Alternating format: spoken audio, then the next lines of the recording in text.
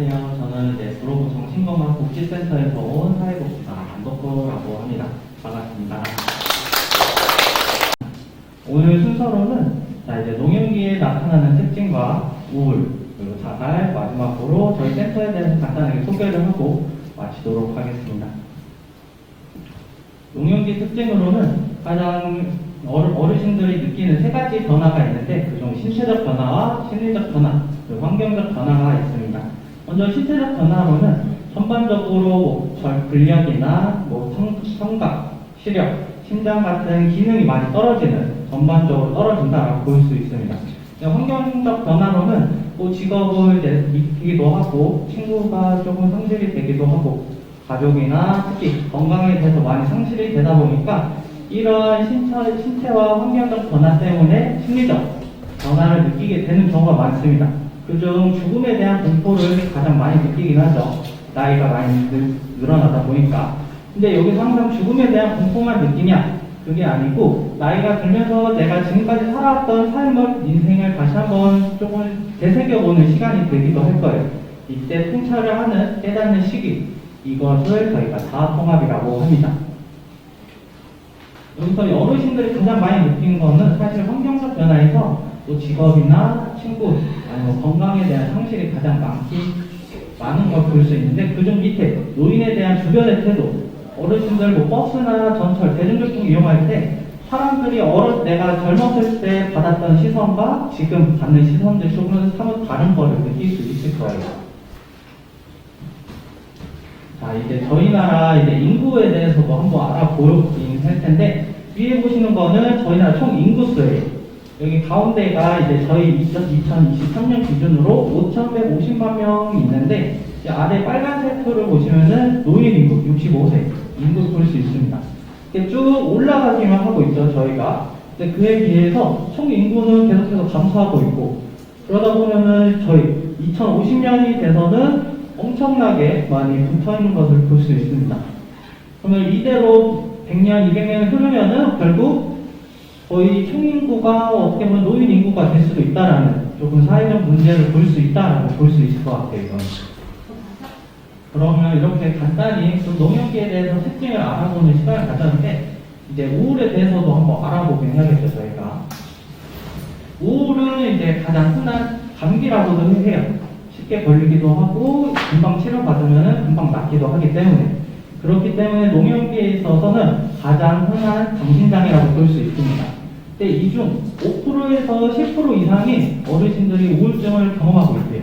여기서 950만 명 중 95만 명, 10%로 잡았을 때 엄청 많은 수의 어르신들이 우울증을 경험하고 있다고 볼 수 있을 것 같아요. 근데 그래도 아무리 우울증이 있다 하더라도 적절한 치료를 받으면은 80% 이상은 완전히 회복을 하고 약물 치료를 제때 받고 하면은 다 완전히 회복할 수 있다라고 볼 수 있을 것 같아요. 근데 우울증 때문에 자살 시도하는 사람이 15%나 돼요.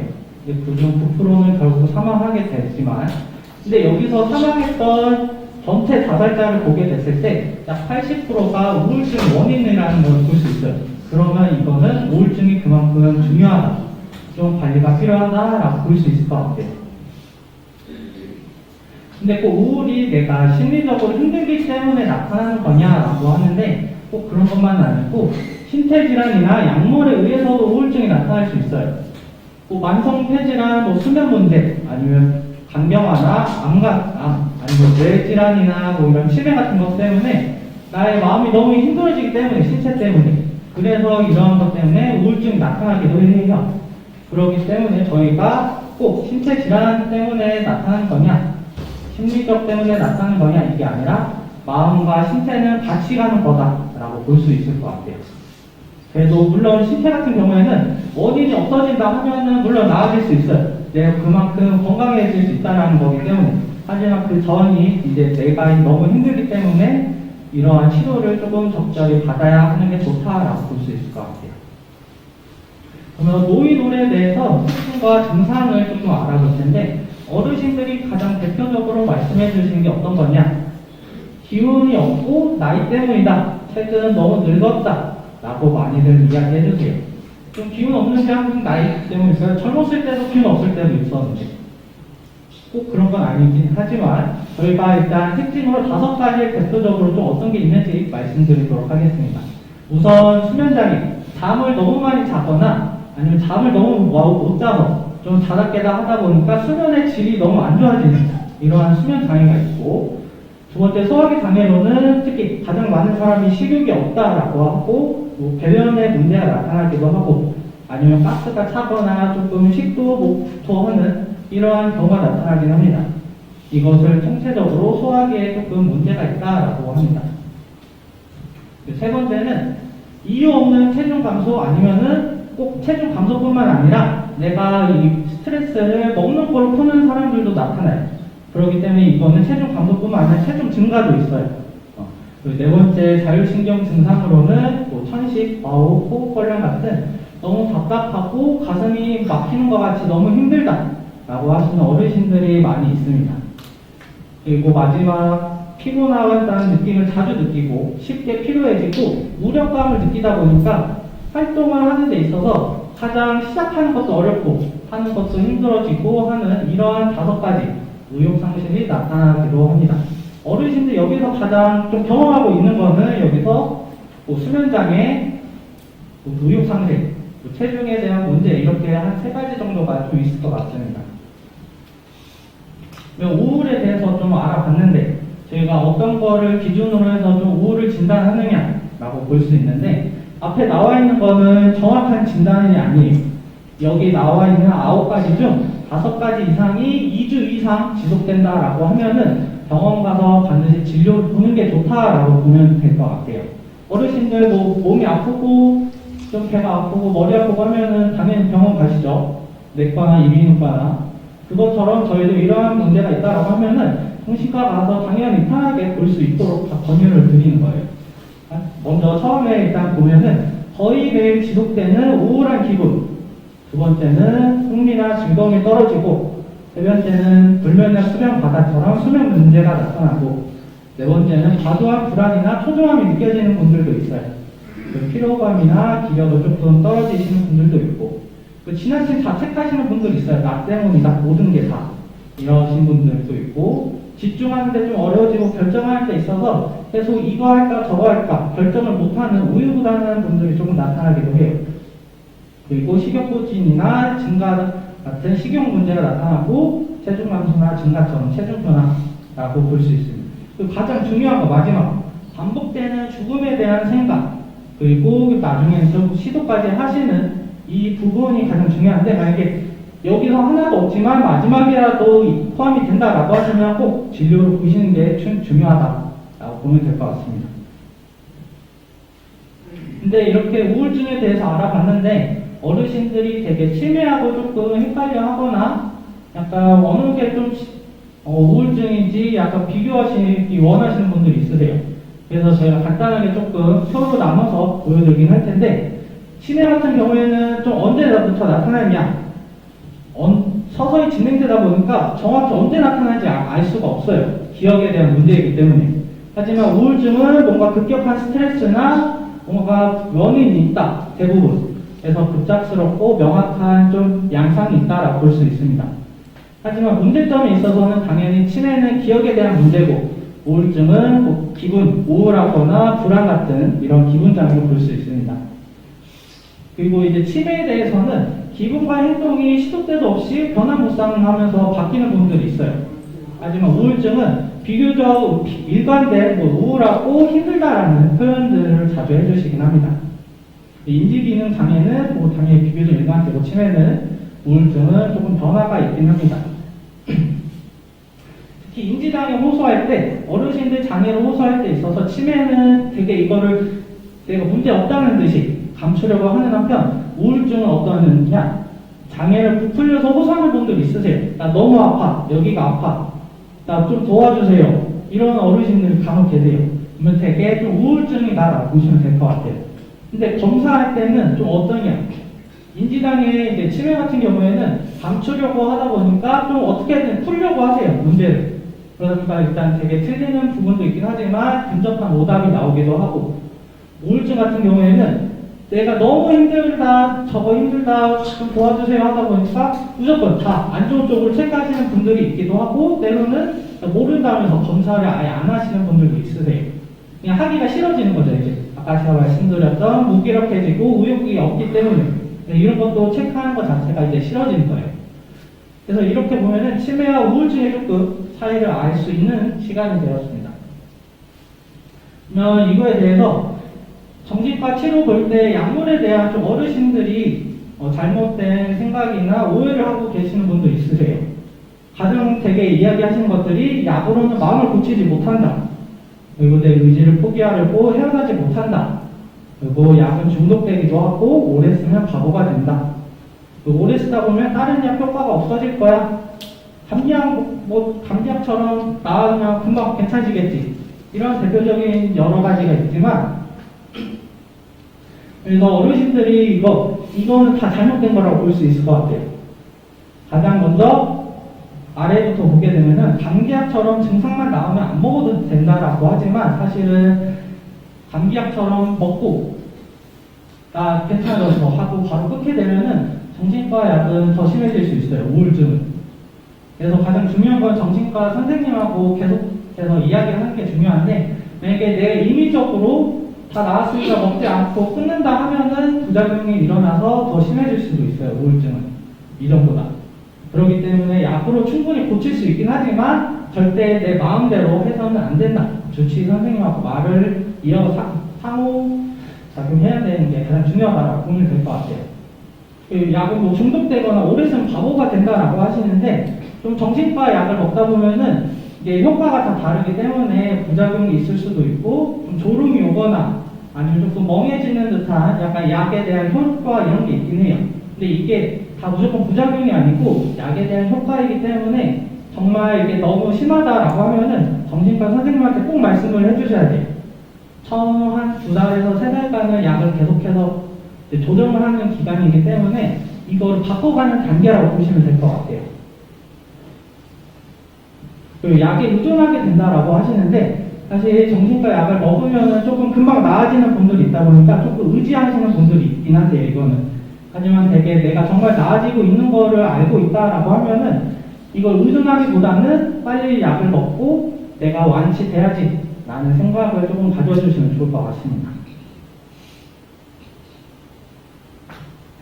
오늘 이제 저희가 우울증에 대한 예방수칙, 물론 마지막에 제가 간단한 영상을 통해서 이제 다시 이야기를 할 테지만, 가장 제일 첫 번째 중요한 거는 식사와 운동을 규칙적으로 하는 게 가장 필수적이에요. 정해진 시간에 일어나서 정해진 시간에 조금 잠들고 좀 규칙적인 운동하고, 식사도 뭐 하루 3끼는 조금 힘들더라도 2끼는 좀 들여두시고 하는 게 가장 필요합니다. 치료약 복용할 때 좀 무서워하시는 분들이 있으세요. 정신과에 대한 좀 예전 인식 때문에. 하지만 이거를 조금 떨쳐버리시고, 가장 중요한 거는 지금 뭔가 고혈압이나 고지혈증 아니면 조금 만성질환 같은 내가 약을 먹고 있다라고 하면은 정신과 선생님한테 분명히 말씀해 주셔야 돼요. 내가 지금 어떠한 약을 먹고 있으니까 이거를 좀 피해서 주세요 라고. 그리고 과거를 조금 죄책감 느껴서 자책하지 말고 미래에 대해서도 불안하지 않도록 하는 어르신들의 조금 긍정적인 사고가 필요하다라고 볼 수 있습니다. 하루 감사해야 할 3가지, 그쵸? 너무 많은 건 아니에요. 그냥 내가 오늘 아침에 일어나서 제때 일어나서 식사하고 밥 먹고 일어나서 뭔가 사람들 만날 수 있다, 이런 것도 하루에 감사하는 일인 거죠. 이런 것들 좀 3가지씩 좀 계속해서 끊임없이 생각해 보시면 좋은 시간이 되긴 할 겁니다. 다음으로는 사회적으로 고립되지 않도록 가족, 친척, 지인, 이웃하고 무조건 계속 만남을 하세요. 규칙적인 뭔가 취미활동, 대외 활동을 할수록 어르신들의 우울증이 그만큼 떨어진다. 그만큼 내가 외롭지 않고 사람들하고 만나면서 이제 풀어갈 수 있는 그런 시간이라고 보시면 될 것 같습니다. 이제 물론 다음 저희가 자살에 대해서 확인할 텐데, 그 전에 우울증. 자, 제가 종이컵이 없긴 하지만 혹시 종이컵 다들 알고 계시죠? 어떤 건지. 종이컵이 물이 들어가 있으면 얼만큼 들어가 있는지 사람은 알 수 있을까요? 물론 아는 사람도 있긴 하겠지만 종이컵에 물이 얼마큼 들어가 있냐 모르는 사람이 있긴 할 거예요. 이 종이컵을 저희가 이제 뇌라고 보면은 저희가 이제 우울증을 걸린 사람들은 이제 물이 넘치기 시작할 거예요. 안에 있는 게. 내가 조금씩 힘들고 우울해지고 하다 보니까. 그러면 밑에 종이컵이 적게 되면 어떻게 될까요? 종이컵이 계속 적고 하면 당연히 종이컵은 쭈그러지고 물은 이제 결국 다 흘러 넘치긴 하겠죠.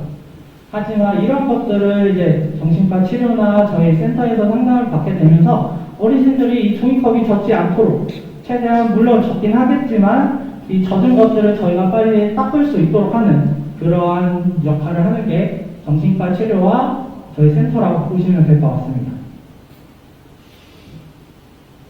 자, 제가 아까 자살 가장 중요하다고 말씀드렸죠. 약 자살 시도했던 사람들, 사망했던 사람들의 원인이 우울증이다.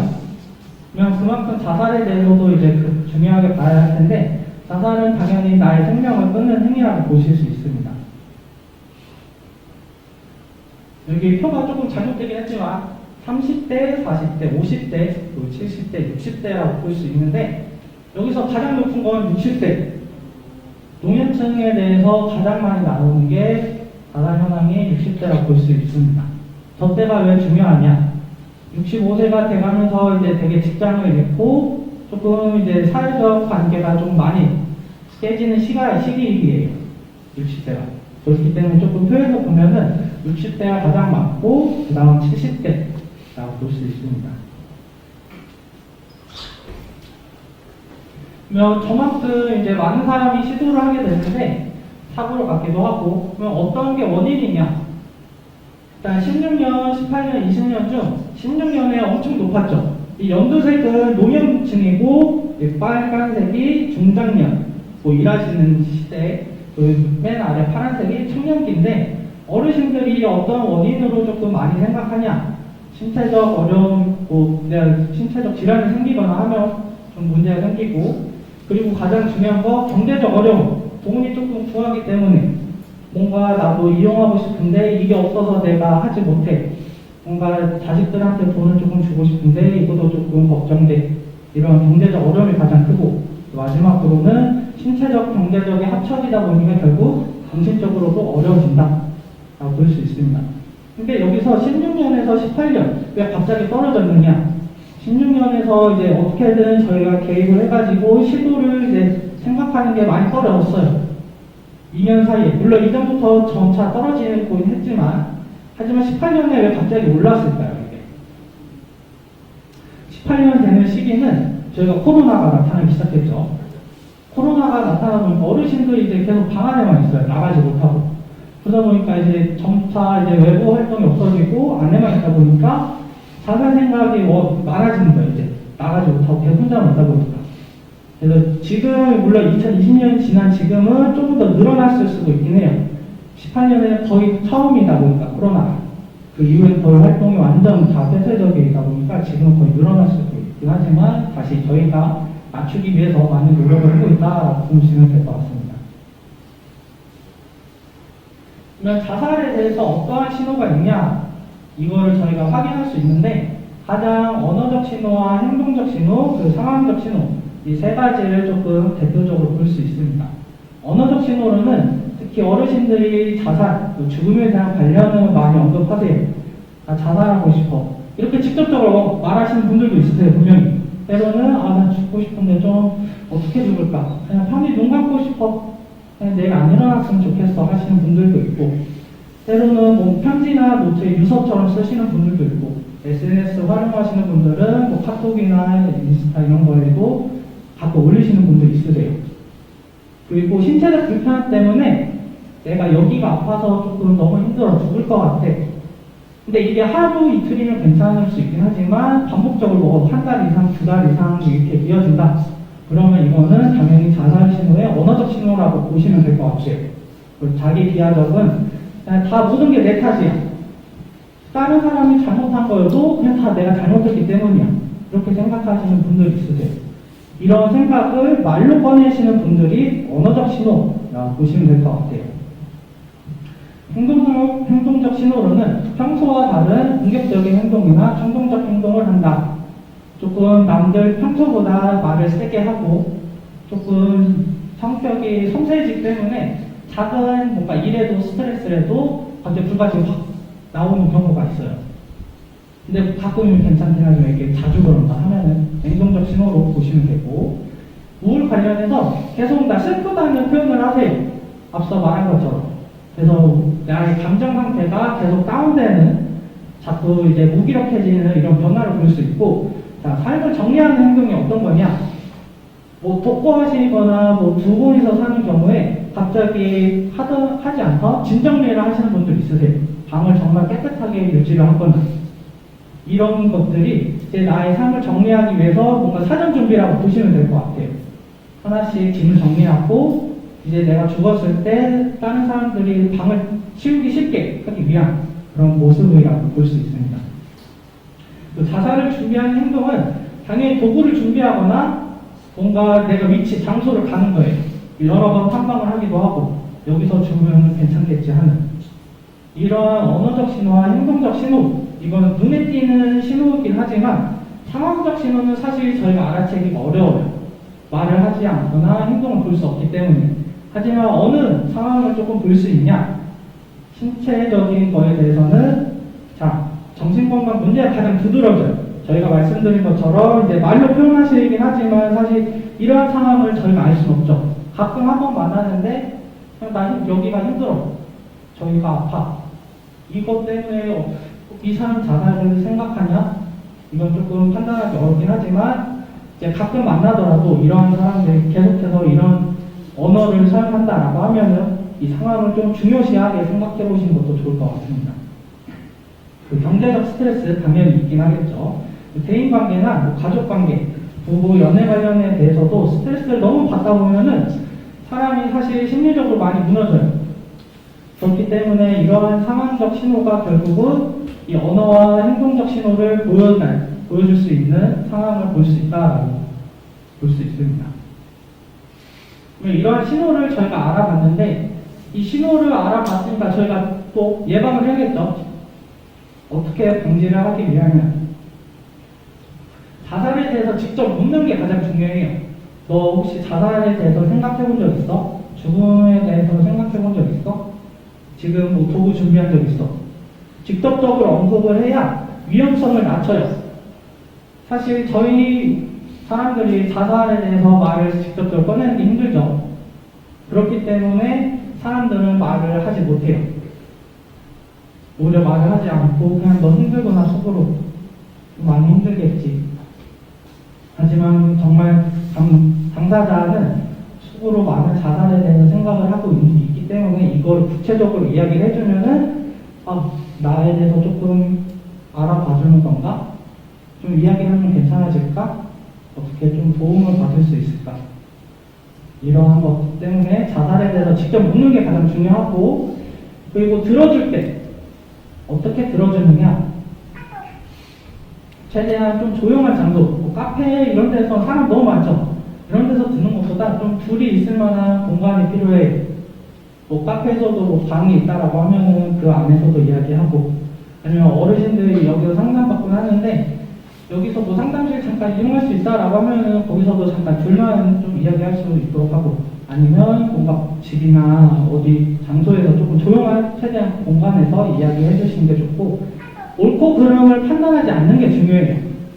자꾸 이야기를 하다 보면은 그렇지, 그럴 수 있지, 이런 건 괜찮지만 이 문제는 너가 잘못한 것 같아, 이것 때문에 그런 거 아니야? 라고 하면 오히려 그 사람은 더 역시 내가 잘못했구나, 내가 비난을 받는구나 하기 때문에 오히려 더 말을 하지 않고 더 숨어들게 돼요. 그러면 그렇게 되면 결국 이 사람은 자살 시도의 확률은 더 높아지고, 이렇게 자살에 대해 직접 묻기도 하고, 저희가 이제 듣는 거 공감하면서 듣기로 하고, 이제 마지막으로 어떻게 하냐? 들어줬으면 이제 도움을 줘야죠. 안전하게 도와주는데, 이때는 이제 가족하고 지인에게 도움을 요청할 수 있으면 가장 좋아요. 근데 그러지 않고 혼자 사시는 분들이다라고 하면은, 만약에 이제 최대한 혼자 두지 않도록 어르신들이 조금 옆에 있어주고, 이제 만약에 자살 도구가 있었다라고 하면은 이것도 바로바로 치워주세요. 뭐 밧줄이나 뭐 흉기 이런 게 있다라고 하면은 지금 바로 치우게끔 아니면 본인이 치우게끔 하면 안 돼요. 이건 다시 어디다 숨길 수 있어가지고 그래서 어르신들이 눈앞에 보이는 거는 바로 내가 들고 버려야지 쓰레기통 이렇게 해주시고 근데 만약에 내가 너무 옆에 있는 게 너무 조금 곤란해 계속 옆에 있어주는 게 그럴 때는 저희 센터에 전화를 주셔도 되고 아니면 가장 필요할 때는 112 경찰 신고해 주시는 게 가장 좋아요. 그래야 경찰분들이 출동해서 최대한 옆에서 조금 이야기 들어주고 어떤 상황인지 파악하기 위하고 경찰분들 조금 저희 도움이 필요한 것 같다 하면은 경찰에서 다시 저희 센터에 연락을 주세요. 그럼 저희가 출동해서 좀 이야기하기도 하고 이렇게 조금 치료가 필요하다 하면은 이제 치료 받을 수 있도록 도움을 주기도 합니다. 이렇게 자살에 대해서 이제 가장 중요한 거는 보고 듣고 말하고인데 처음은 신호를 봐야겠죠. 보고 그리고 듣는 거예요. 다음 마지막으로는 도움을 줄 수 있도록 말하는 이렇게 세 가지 단계 보고 듣고 말하기 이렇게 세 가지만 외워가시면 좋을 것 같습니다. 네, 이것으로 교육 마치도록 하겠습니다. 감사합니다.